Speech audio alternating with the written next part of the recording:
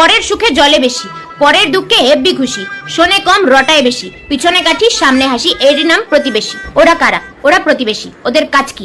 লোকের পিছনে লাগা। এইসব করে ওরা কি পায়? মজা পায়। এসব কেন করে? কারণ লোকের ভালো ওদের সহ্য হয় না। প্রতিবেশী কারা বলতো?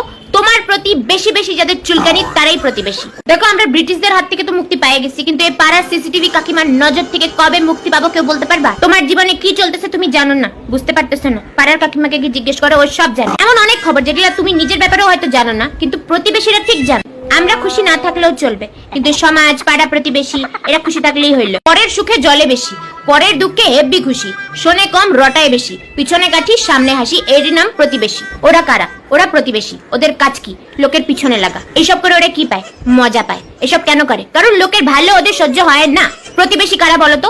তোমার প্রতি বেশি বেশি যাদের চুলকানি তারাই প্রতিবেশী। দেখো, আমরা ব্রিটিশদের হাত থেকে তো মুক্তি পেয়ে গেছি, কিন্তু এই পাড়ার সিসিটিভি কাকিমার নজর থেকে কবে মুক্তি পাবো কেউ বলতে পারবা? তোমার জীবনে কি চলতেছে তুমি জানো না, বুঝতে পারতেছো না। পাড়ার কাকিমাকে কি জিজ্ঞেস করো, ও সব জানে। এমন অনেক খবর যেগুলো তুমি নিজের ব্যাপারেও হয়তো জানো না, কিন্তু প্রতিবেশীরা ঠিক জানে।